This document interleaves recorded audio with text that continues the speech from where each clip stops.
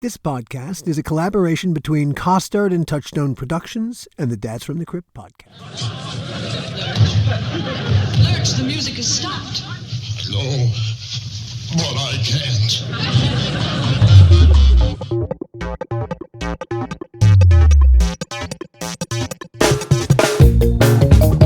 Hello and welcome to another episode of the How Not to Make a Movie podcast.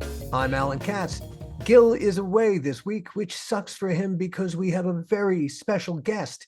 Well, all of our guests are very special to us, but Sean Cassidy, son of Lurch? Yeah, special. Not only did Ted Cassidy play Lurch, a role that made him, but also pigeonholed him too, he played Harvey Logan, a guy who challenges Butch Cassidy for control of the Hole-in-the-Wall gang in the opening minutes of Butch Cassidy and the Sundance Kid. One of my favorite movies ever. 5x2 favorite. As we'll discuss with Sean, his dad speaks one of the 50 greatest movie lines of all time. I'd call it top 10 myself. We'll get there. And we'll get to all of Ted's other work, other acting roles, his voiceover work, which is where he was happiest, it turns out, to his writing. You didn't know Ted Cassidy wrote screenplays too? Well, he did. There's a lot more to Ted Cassidy than you realize. But first, a little nudging. If you enjoy what we do here, don't be shy about it. Hit the like button in whatever form it takes, if there's a like button to hit. It really does make a difference in how the platforms treat us content creators. Also helpful, subscribe. That way you can stay abreast of everything else we're working on. And we're working on a ton of new things, including Are You Afraid?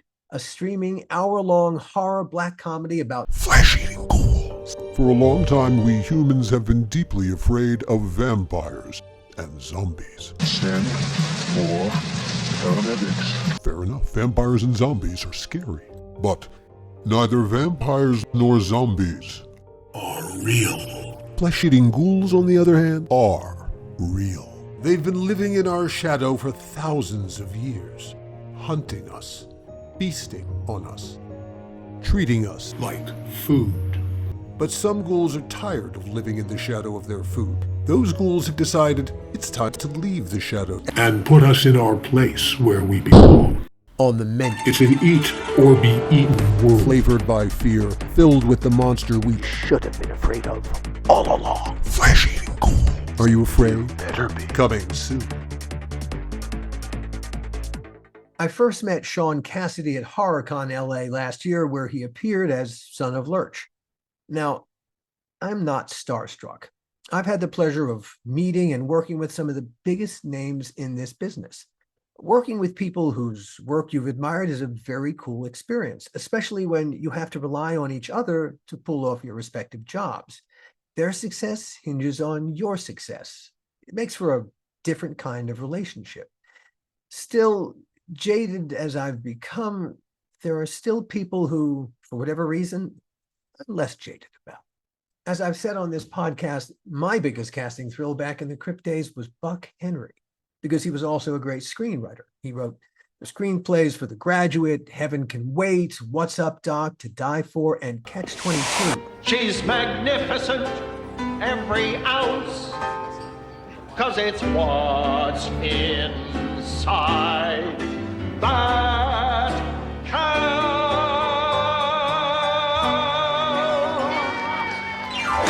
As for Ted Cassidy, I grew up in the late 1960s and early 70s. I remember watching the Addams Family and the Munsters when they appeared on our clunky old black and white TV for the very first time.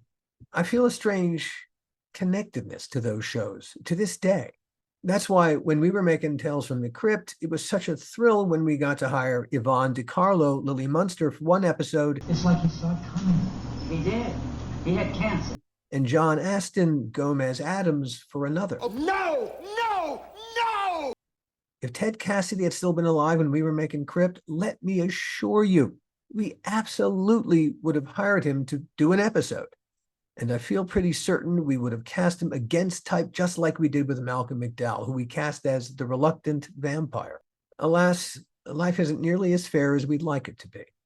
We never got to work with Ted. On the plus side, wait till you meet Sean, son of Lurch. Sean's a lovely person in his own right, as you'll see. And he tells his dad's story with the son's inside baseball knowledge and lots of love. At what point in your life did you pick up your dad's mantle? Oh, geez. Well, it's a good question because in what way? I mean, I was always very tall. Dad was very tall. In some ways, that was it. Although I never thought of myself as tall because Dad was 6'9", I topped out at 6'7". I'm 6'6" now, so I never thought of myself as tall, but other people did, I suppose. I was in Brentwood and the Palisades, and every other person is an actor, and Paul Revere Junior High School and Palisades High. I definitely was in drama and all of that, and dipped my toe into some TV stuff. But you know what? I watched my dad, who was successful in his career. But you know how Hollywood is. Even the successful ones, there were times he was sitting by the phone sweating, like just hoping it would ring. And I remember watching that and thinking, I don't know, maybe something a little more predictable. I'm an attorney. That's my day job. And so I did that, but yeah, a little bit. I mean, it's a lot of fun stuff. You appreciated early on that, yes, as hard as it is to get onto this mountain, that's not the hardest thing. The hardest thing is staying on the mountain. Staying relevant. That's Dad was that's always what can drive you crazy. absolutely. And Dad had the thing, which was being tall, right? In Hollywood, that meant, but that also limited the roles you could get unless you were Clint Walker or some of these guys who somehow could rise above that. So he'd see a lot of the same guys at interviews. And, you know, that was it. He called a lot of the roles that he went to interview for, to audition for, seize them roles. So Seize them them. roles. So he would be the leader of some gang, or and he would seize them. You, how old were you when your dad died? 21. Okay, so you were old enough to observe, not just observe these things, but only being 21, the 21-year-old male is not the cleverest creature on the planet, but still you knew me well. Yes. I knew me. I knew me. Right, that's all I need to know. But still, you absorbed enough to realize that this is a crazy way to spend your life. I was 6 years old when the whole thing started. That I really didn't know anything different. So we were in Dallas. Dad was a DJ. He was one of the first interviewers of witnesses to the JFK assassination. So that was kind of a big thing for him at WFAA in Dallas. And then he got the Lurch job, and that's a story we should talk about, how he got the job. Dad hit the ground running. He came out for the job. So he was part of Hollywood when he got here. And, all the people he met, the friends he made, were all in the industry. And they were nuts. They were cuckoo people. Do you recall from your, at that point, you said 6-year-old perspective, you went from, you had apparently a family house in Dallas that was very important, a family house, right. An important place. So you left this secure place to come to, well, a place that was a lot more expensive to begin with. Yeah, that's true. But I wasn't really aware of that. We moved into an apartment in Santa Monica. Right. You moved from a house because that's what your dad could afford to an apartment because that's what your dad could afford. And that was the base to look for about a year for a house. So we had to search for one. Ended up, he made a good buy in Rustic Canyon.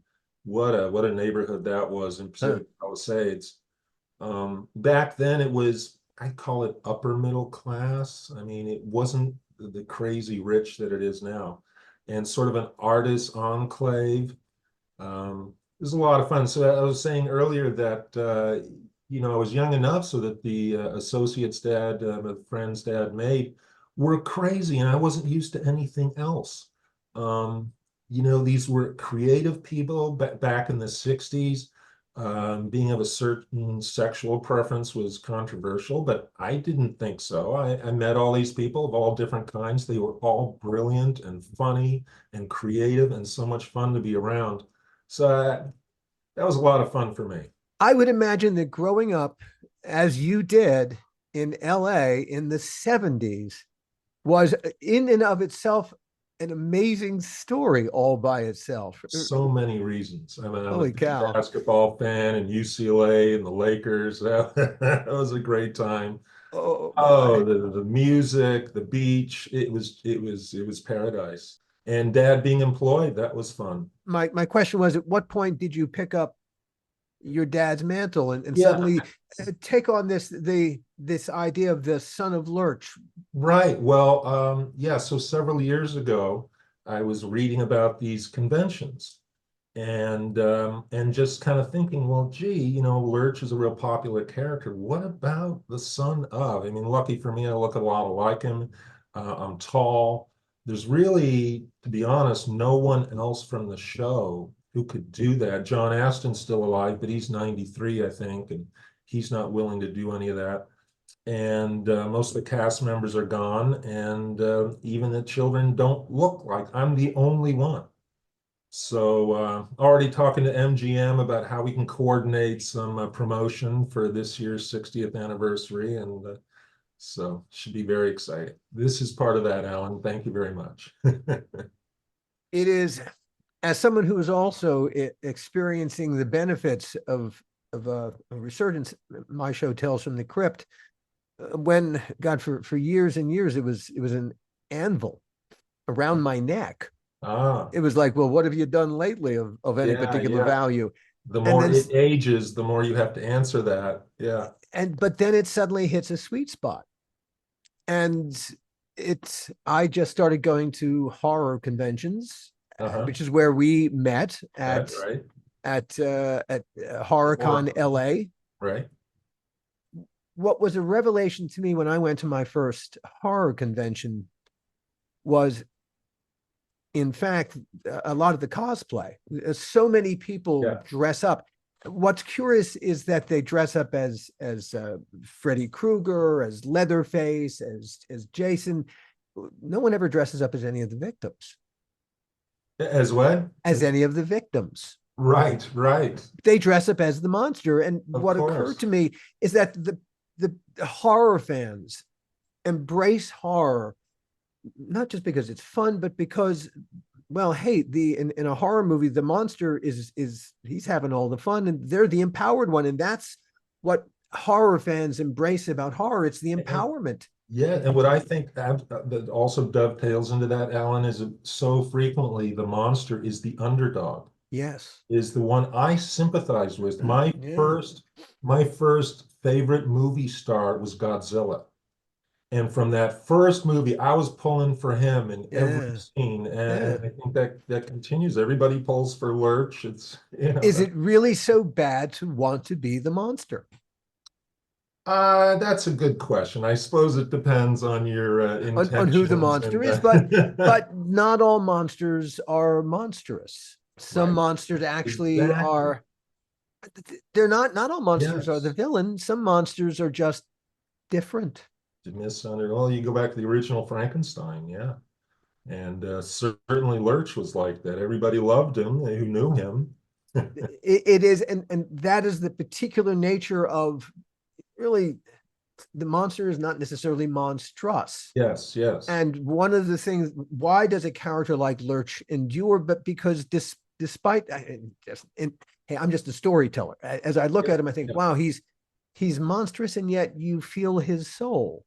You do. You're right. He's a pensive and self-reflective character, Lurch, and such a nice guy. One of the things I love about Lurch, and especially today with this culture that more and more focuses on and sympathizes with people who are different. And certainly 1964, 1965, Lurch was as different as you got. And but he didn't feel less. He just told you what he thought. I mean, I think he's still kind of a poster child for that type type of thing we think about today. Lurch seemed comfortable inside his own skin. Yes, he did.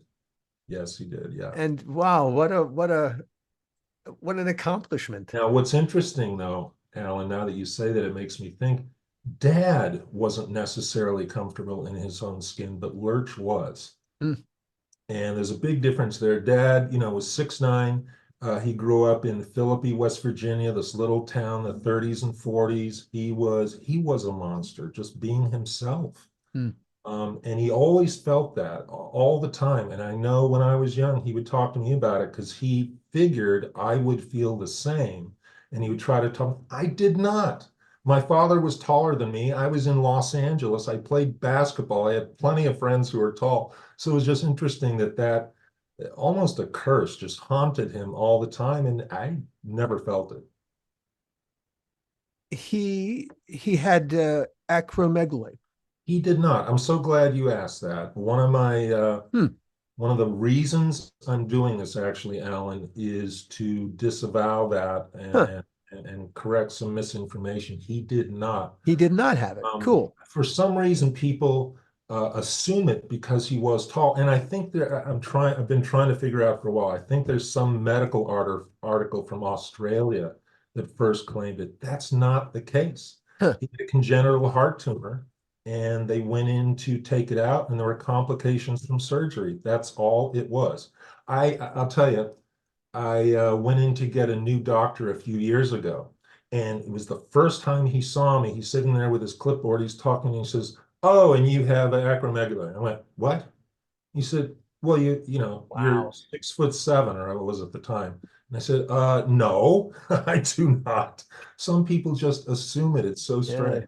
It's funny how prevalent that is all Yes. over when you go looking at research on your dad. It's all over the place. It's And you might see associated him. with him. Yes, you might see that I'm slowly trying to crawl in there. Yeah. Well, in that This. case, we're doing a public service for sure. Yeah. So no, he didn't. And one of the reasons is, I don't know why I think this, there's some sort of negative connotation to that. It's a horrible disease. Whoever suffers from it, I feel sorry. It's bad, but it's also too bad that there's kind of this negative thing about it, and that's another reason I don't want that associated with Dad. But the fact is, he didn't have it. I mean, all that telltale stuff, the forehead and all that, he didn't have any of that. He was an athlete. Yeah. He carried himself very well, and yeah. Your dad was just unusually tall, Right. and that was burden enough.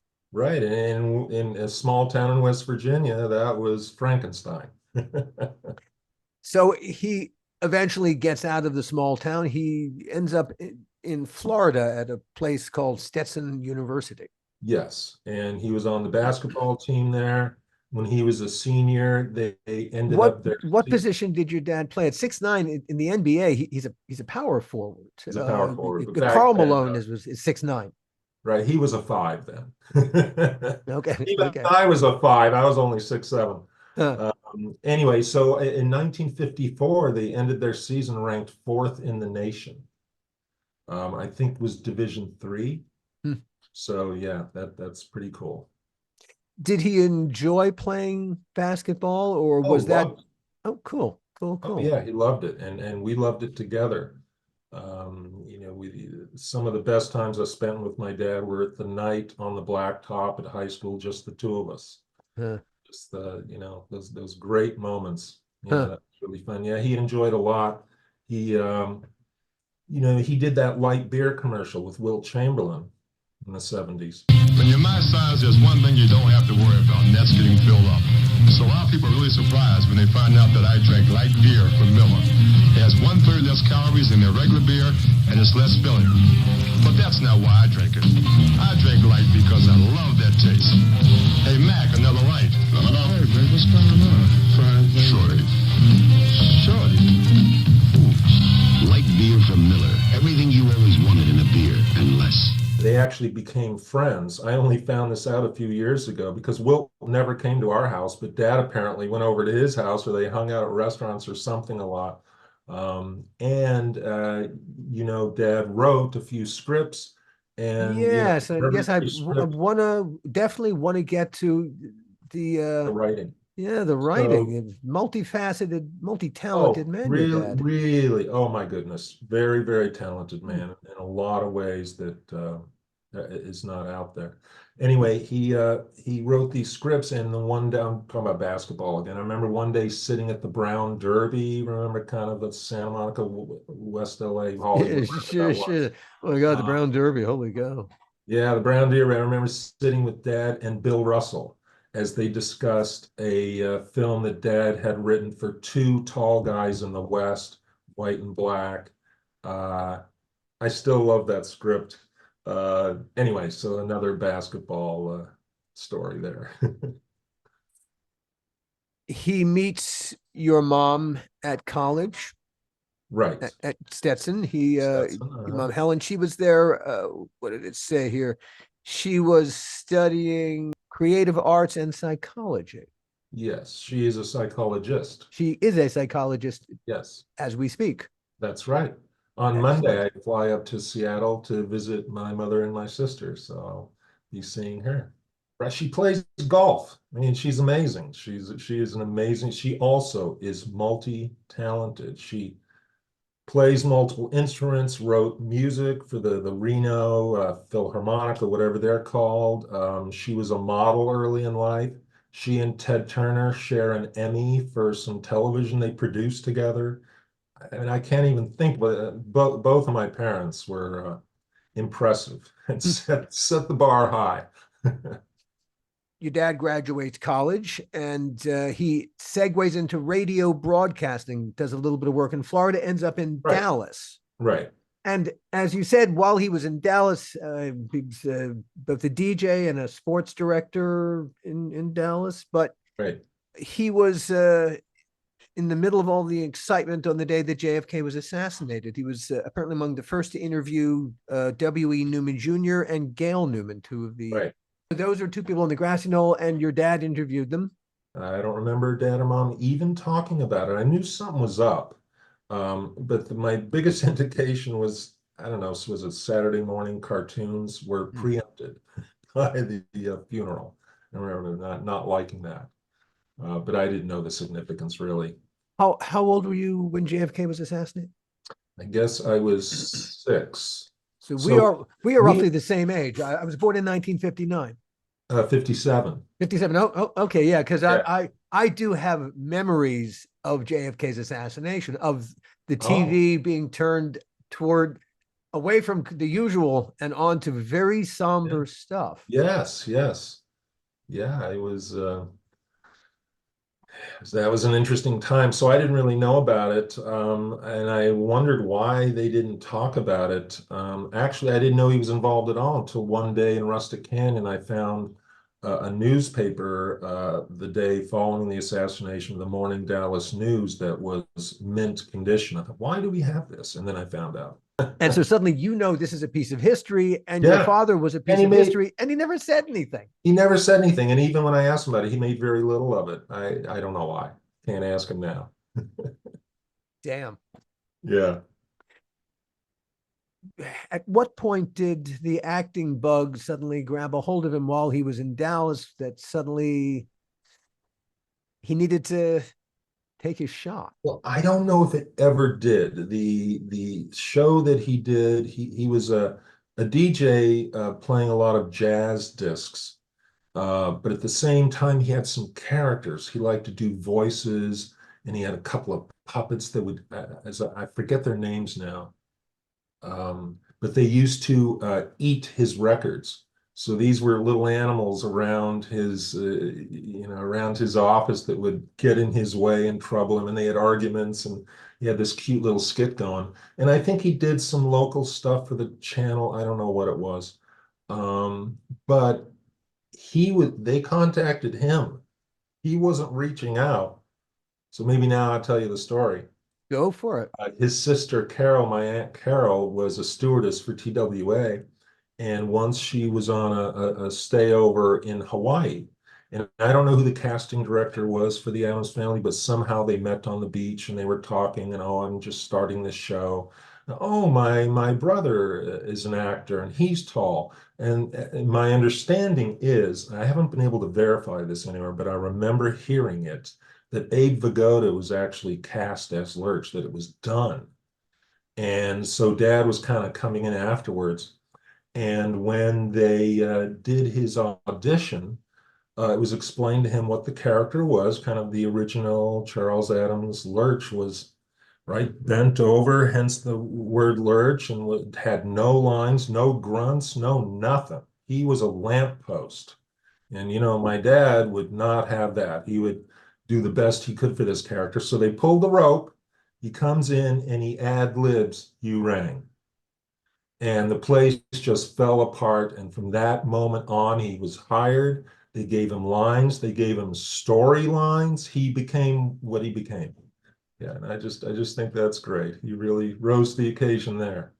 There is a story that originally, when the show was built around Lurch the Butler, and they originally offered that role to John Astin, John Astin, right? And they took him to lunch and they explained it to him, and he was he didn't get it. And he was on the verge a couple of days later of just passing on the whole project when David Levy called him and said, "Come to luncheon." They went to an old Hollywood haunt, and he listened to John vent, and finally he said, "Okay, what if you played?" And I don't think the character was called Gomez at that point. They had no names in the original comics. Right. And so suddenly they agreed that John Astin would play the father figure who became Gomez, and they changed the whole focus of the show away from the butler as the entry point to, I guess, the family as the entry point. Now, I'll tell you, Alan, it's the first I've ever heard that. I never heard that it was originally Lurch-centric.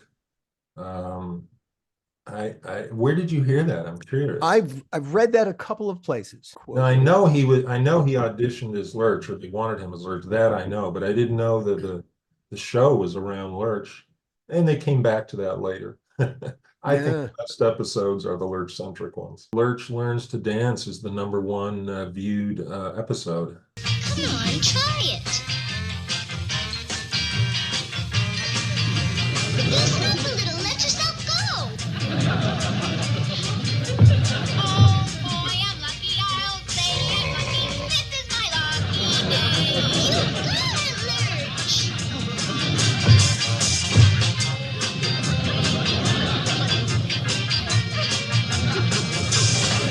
I have great memories of that because only my sister and I remember this. My mom was getting her psychology degree, and those days, actually, she wasn't home a lot. And so Dad was home, and just Cameron and I, my sister, were there, and Dad was rehearsing for that.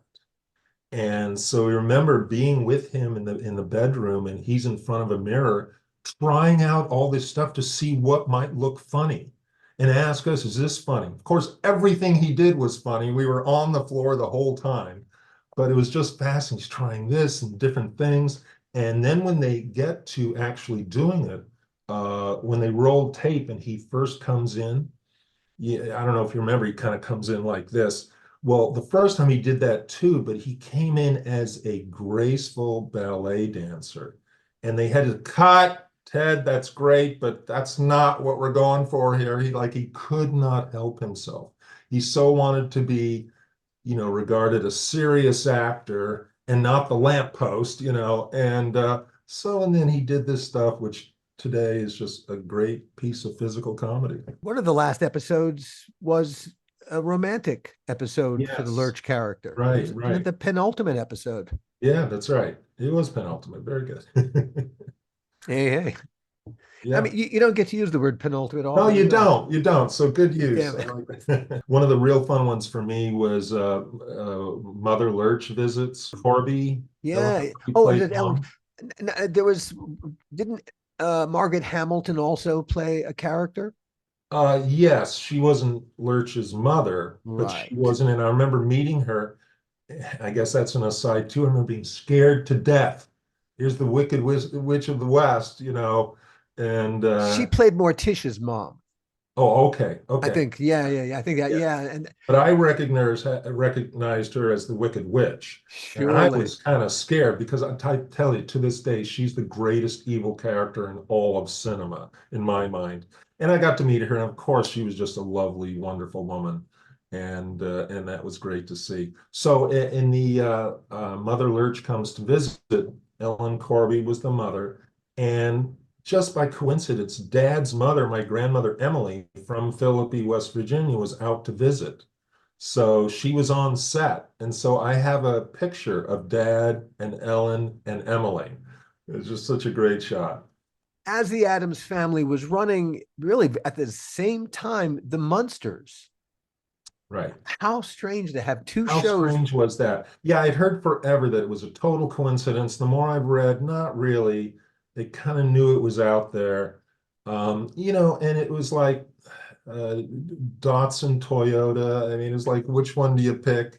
I made sure all my friends pled their allegiance to the Addams Oh family. yeah. What a and there was competition Absolutely, there was. at the Yeah, end of the first year's TV season. The Munsters ranked at number 18 with a rating of 24.7, and the Addams Family came in at 23 with a 23.9 rating.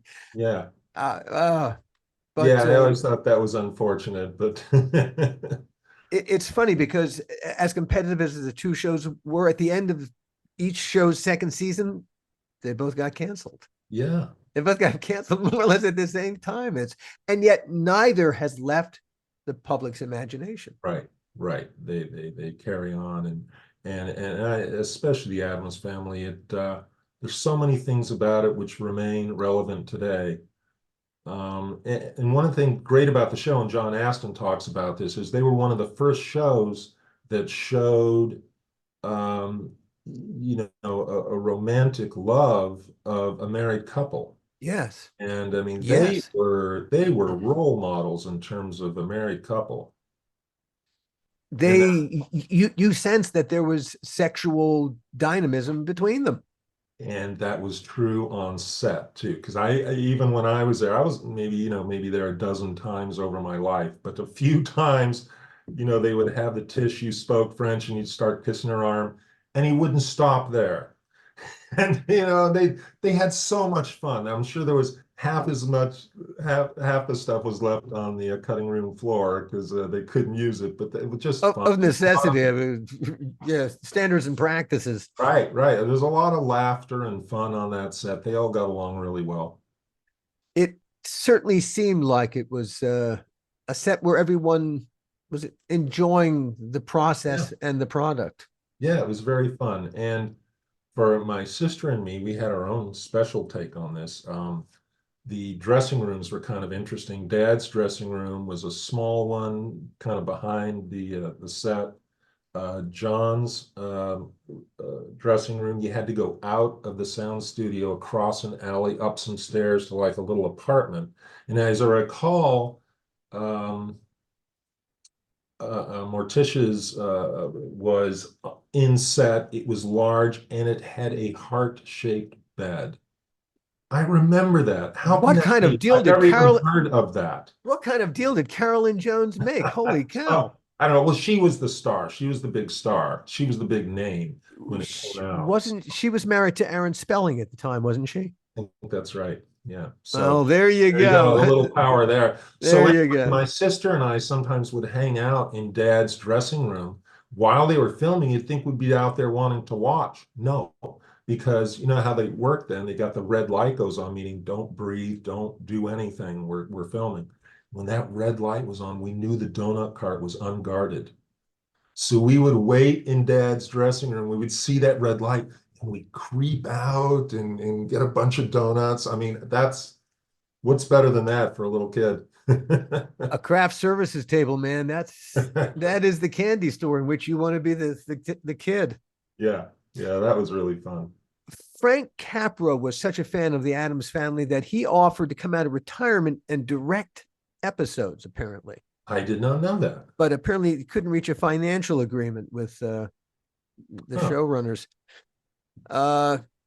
Another interesting thing, let's see, Filmways did plan to shoot a season 3 in color, but ABC canceled the show before they had a chance. And you know, the real unfortunate thing I think of about the timing of the cancellation, my understanding it was done in the summer when there was nobody there, when filming wasn't happening.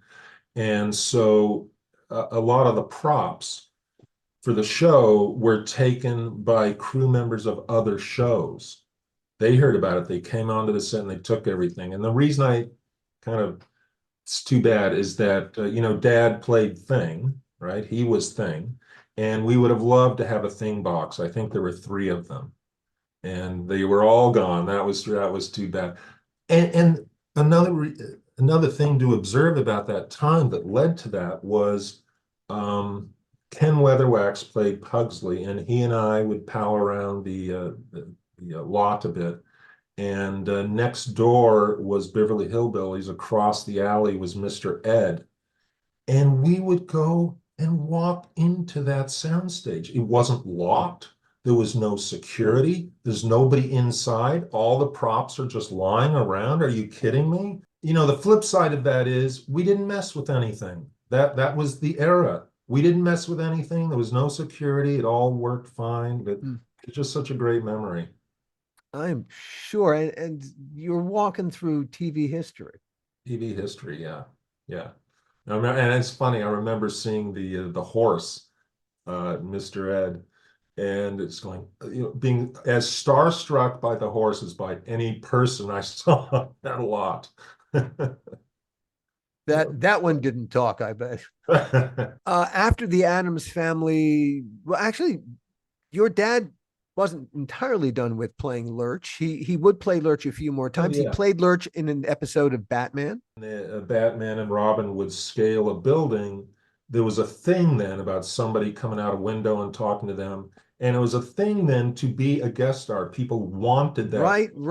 Kind of cool. Yes, I remember that now. There were a lot of different people. So it was really fun to have. Oh, it's you, Batman. Gave me quite a start. Yes, citizen, you may return to your harpsichord. We're on official business. Oh. And of course, there was the animated Addams Family series in 1973. Your dad, of course, voiced that, sure. Voiced that. And after that, there was still acting work. Well, there was the movie, the 1977 movie, Halloween with the Addams Family. Right. So, yeah. Not a great piece of film work there, but still. It was a paycheck. It was. Sometimes it's just a paycheck, you know. And from what I've said, you probably surmise Dad was not thrilled about reprising the role, but yeah, it was a paycheck. It was. It is the curse. It is the role that made him, in essence. It is the role for which he is most remembered, and it's the role I'm sure by the end he least wanted to play. Absolutely. He wanted to be a serious actor, and of course he recognized Lurch was his entry into Hollywood, and that he always wanted to do something else. I think there's a video of him saying he wasn't proud of anything he ever did in Hollywood. They were seize them roles, and that's not what he wanted. But I truly believe, and one of the reasons I'm doing this, actually my sister and I talked a little bit, because she wondered why I would do kind of the Son of Lurch. You remember Dad didn't even like Lurch. I know, but I think if he were alive today, he would see what a part of Americana Lurch has become, what a great job he did with that role. The subtle comedy he did with that role is just unmatched. And I think he would feel differently about it now. So it does take time sometimes for the work and perspective to be seen within the perspective of the culture in which it was created. Right. And we are all small pieces of a mosaic, a much larger mosaic, and sometimes we don't realize our place in the mosaic. How poetic, Alan. That's so true. Well, thank you. I should write that down. Should write that down. Your dad appeared in a lot of TV shows in addition to Batman and Star Trek 3 episodes. Yeah. Man from U.N.C.L.E., Beverly Hillbillies, Mr. Terrific. That was a good Oh show. yeah, I've got Daniel Boone, I Dream of Jeannie, Mannix, Bonanza, Ironside, Banachek. oh, you got them all. Okay. Oh my gosh. Later, Bionic Woman, The $6 Million Man. I mean, your dad, Lots of stuff. Yeah. he was still, his brand had value, is how we would put it today. Right. He was a recognizable brand. Right. And even beyond that, just as a person, he was just, Lurch was obviously bigger than life, but so was Ted Cassidy. He was just a big man with a big personality. He entertained by his very nature. And so that served him well through all of that. One thing I don't read about much, but I remember is Dad must have been the mid to later 60s. Dad was on the Mike Douglas show and sang, as Ted Cassidy sang, "The Wind Calls," they call the wind Mariah. You know that song? Sure, And sure, he for did Paint that. Your Wagon. Yeah. Yeah, and I remember him practicing it in the den and then on the show, and he probably liked that better than anything else he did because it was him and a real talent, rather than the lamppost sees them stuff. He saw himself as. I really think it was so much better than that.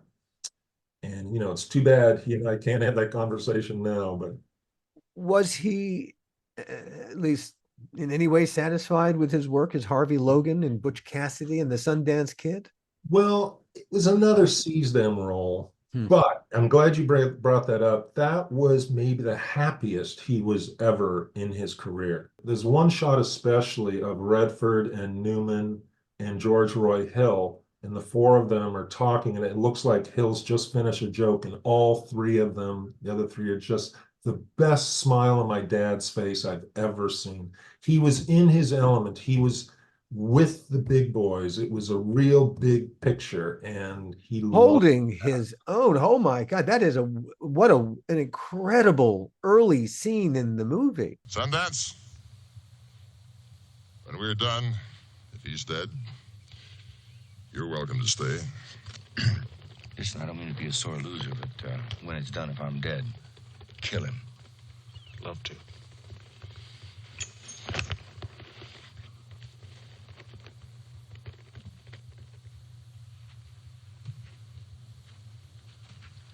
No, not yet. Not until me and Harvey get the rules straightened out. Rules? In a knife fight? No rules. Well, if there ain't gonna be any rules, let's get the fight started. Someone count 1, 2, 3, go. 1, 2, 3, go. I was really rooting for you, Butch. Well, thank you, Flatnose. That's what sustained me in my time of trouble. All right, here's my favorite take on that. I was young and Dad was away, and he sent me a letter, and I haven't seen it in years. I hope I still have it, but he sent me a letter to say that this scene was going to happen, and what he and Paul talked about it, and they decided they're both professionals. They want to make this look as real as possible. So the plan, emphasize the word plan, was they did put a pillow around Dad's thigh under the jeans. Mm-hmm. The plan was Paul would hit the pillow. Of course, his foot would ride up, but at least it would take some of the brunt. Well, Paul missed and hit him dead on. And he told me that look on his face was real. It is the shot as he is on as he's Harvey Logan is to on the ground, and he suddenly realizes as Sundance is going 1, 2, 3, go, and Harvey Logan knows what's coming, and it is not going to be fun. Yeah, there is a look that is, man, you cannot act that look. That is, I've hired a lot of actors. I've never ever hired an actor to act. It's the last thing I want an actor to do. All the acting the camera will see, we'll have to cut it out. It'll end up on the floor. You want them to be. And it is, but that's why he is so good in that small role. He's still being Harvey. And in that moment, yes, even his last moment, that grunt is fantastic. However they Yeah. got that grunt is fantastic. And the look on his face, even in repose afterwards when he's on the ground, Right. it still carries over. Yeah, it does. He loved that. I'll send you a couple of pictures from that shoot. And and he got to speak one of the great lines: "Rules in a knife fight? Right. No rules." Yeah, I Well, believe that's on AFI's list of the 100 greatest movie quotes. yeah, yeah, he got to say it before he got kicked in the nuts. But okay, Right, you right. can't Well, have whatever the everything. price is. Right. That's it. Hey, no one said greatness was easy. Yeah. Your dad and your mom also appeared in a game show called It Takes Two. Yes, with Vin Scully. Vin Scully was the Yes. host. It ran And- from 1969 to 1979, 153 episodes. Celebrity couples, at least one of the two was a celebrity, competing for prizes on behalf of, I guess, regular people in the audience. Okay. Right. Answering questions like, how many chicken legs can a college football team eat during the show? I don't remember any of the questions. Apparently that was the kind of question. And looking at the over the course of 153 episodes, the celebrities, I'm just going to throw a couple of names just because, like Shelley Berman, James Darren, Buddy Greco, Marty Ingalls, Marlo Thomas, Richard Long, Jim Backus, Greg Morris, Maury Amsterdam, Dean Jones, Dan Rowan, John Aston, Milton Berle, Dom DeLuise, Sebastian Cabot, Robert Clary, Dionne Warwick, Dorothy Lamour, Rod Serling, Betty White, Mel Torme, Groucho Marx. Your dad and mom made it through 5 episodes.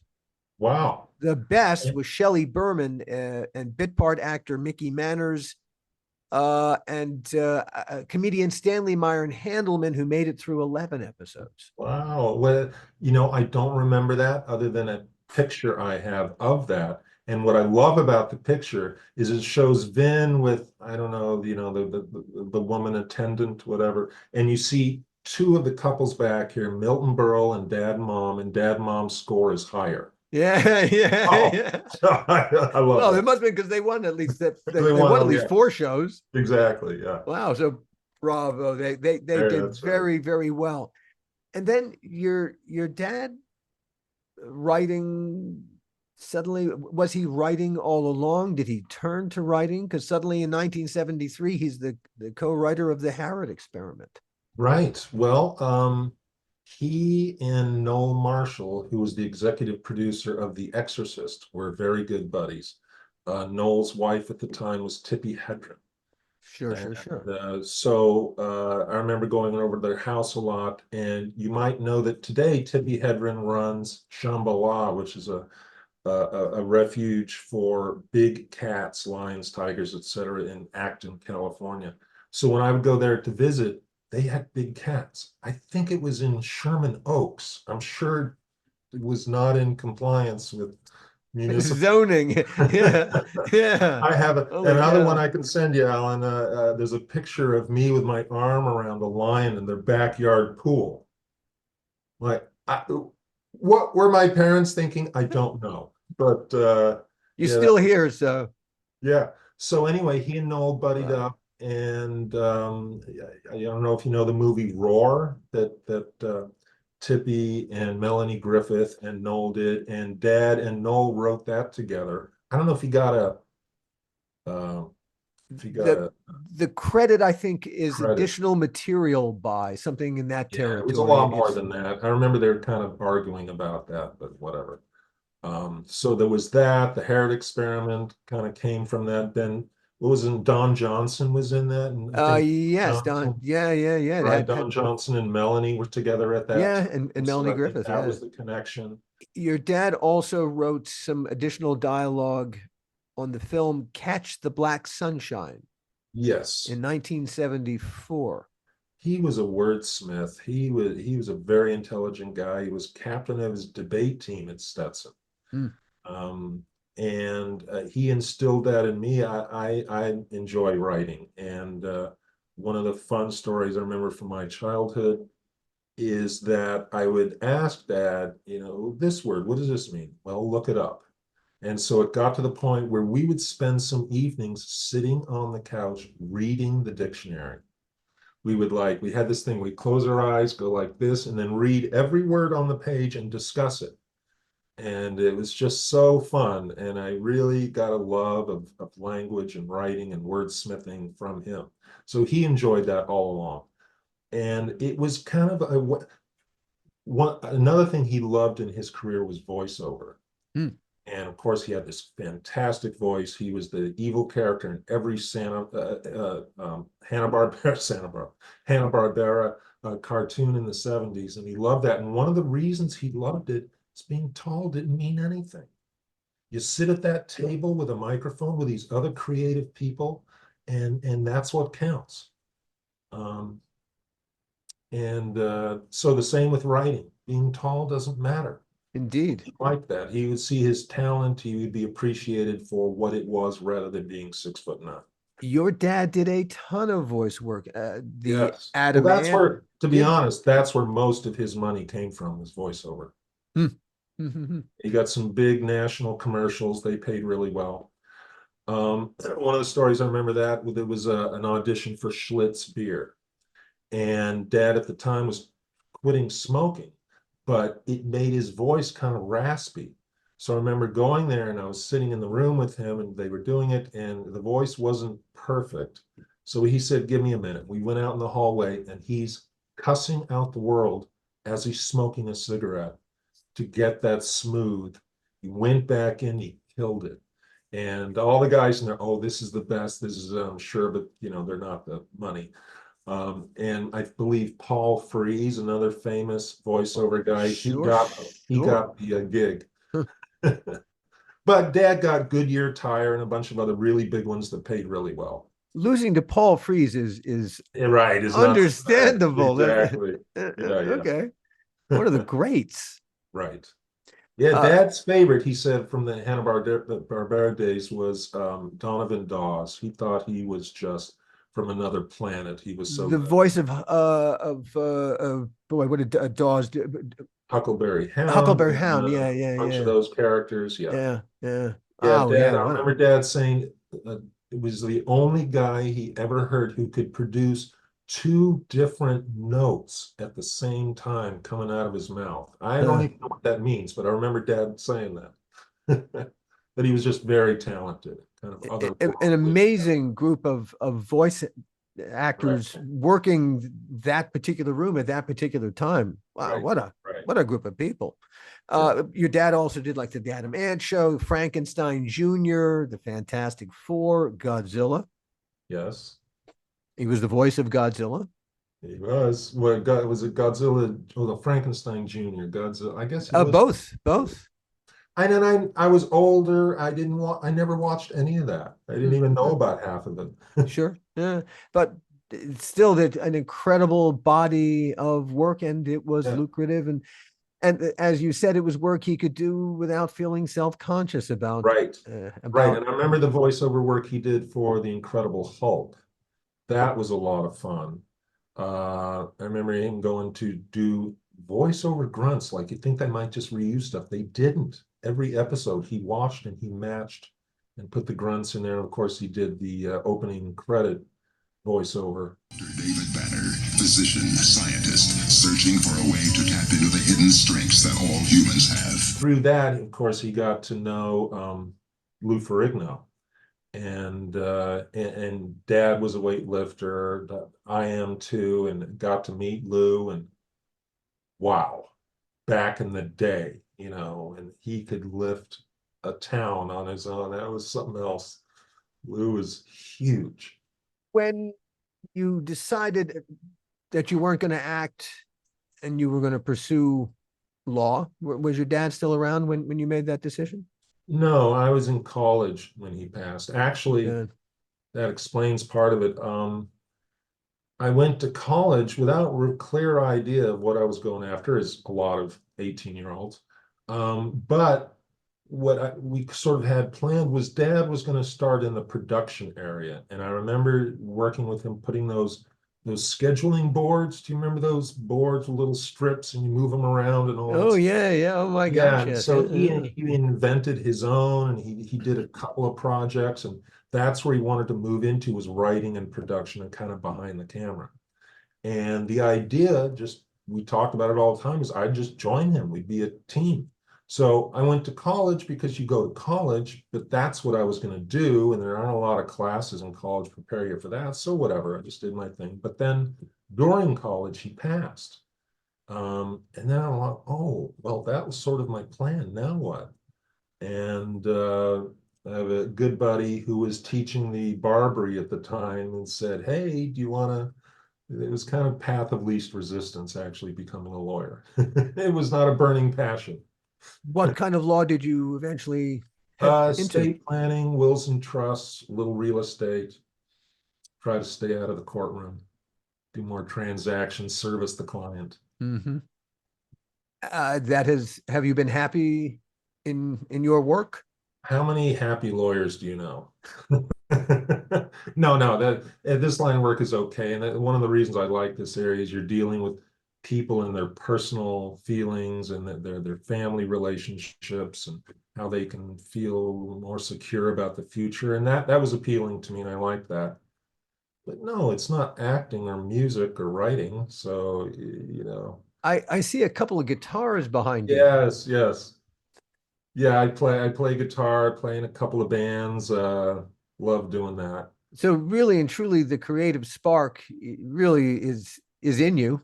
Right. And like I said, though, as a kid, I remember watching Dad by the phone and thought, yeah, creative spark and all, but how do you make money?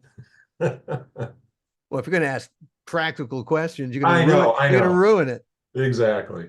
Well, I mean, that's the other thing. As long as they stay hobbies, they're still a lot of fun. The moment a hobby becomes your profession, a lot of people go, it changes character, but anyway, that's not the reason that. So it still brings you joy. I love it. I love music. I love writing. I have one novel in the can. I'm working on number 2. And what is your novel called? The Last Straw. Now it's not out. I had a literary agent a while ago. Actually, I had a sit down with Sony. They wanted to go straight to film. Nothing ever happened. And now I think I might just throw it up on Amazon or iTunes or however all that stuff works now. Because back then that was kind of, it was not. Nowadays though, it's mainstream. So I may just go ahead and do that. What have you got to lose? Exactly. Yeah. And holy God, if it suddenly catches fire and you suddenly get a bunch of readers and the next thing you know, you're off on a whole, you're going to prove F. Scott Fitzgerald wrong. There are second acts to American lives, you idiot. Well, I got these 2, and through a lot of this Son of Lurch stuff, I'm keeping it to, we might compile it into a book about Dad. So there might be that as well. Your dad certainly, when you consider he never was the star of anything, yet we are talking about him, he is as relevant today as when he did his work. I think so. Maybe more so. Yeah. Indeed, I think you could make that argument. In fact, I think you are making that argument, Sean. With a smile. I like to argue with a smile. Well, of course, good. You're not in the courtroom, are you? Right. I cannot thank you enough for spending this time with us and sharing your memories about your dad. He sounds like he was a wonderful, wonderful dad. Oh, he was. I miss him every day. I'm sure. Wonderful dad, fun person to be around. Yeah. Well, Alan, I want to thank you very much. This was wonderful. You're well prepared, and I loved a lot of the thoughts you spark in my mind as we talk. And thank you. Maybe we'll do some more. In August, I'm at a festival in West Virginia called Lurch Fest, the town where Dad grew up. Yes, I'm aware of Lurch Fest. And I'll be doing that. Last time I was in makeup. We'll see about this time. Makeup is not fun. So we'll see. Can't you people just get it? Look, here's a picture. So we're going to be doing that. And of course, the 60th anniversaries this year, and HorrorCon again.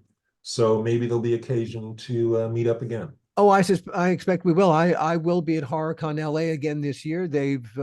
I've actually been helping them plan a little bit.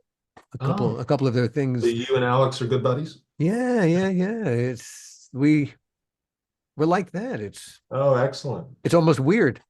Has he talked to you about Son of Lurch? Because we've had a few telephone calls with him. We have not talked about that, but I will mention next time we speak that that we have broken creative bread together here. Right. And it's a conversation that, hey, you never know what this could breed. Exactly. Yeah. Well, thank you very much. I really appreciate it. Really. Thank you so much, Sean, and thank you, everybody, as always, and we'll see you next time. The How Not to Make a Movie podcast is executive produced by me, Alan Katz, by Gil Adler, and by Jason Stein. Our artwork was done by the amazing Jody Webster, and Jason Jody, along with Mando, are all the hosts of the fun and informative Dads from the Crypt podcast. Follow them for what my old pal the Crypt Keeper would have called terrific crypt content.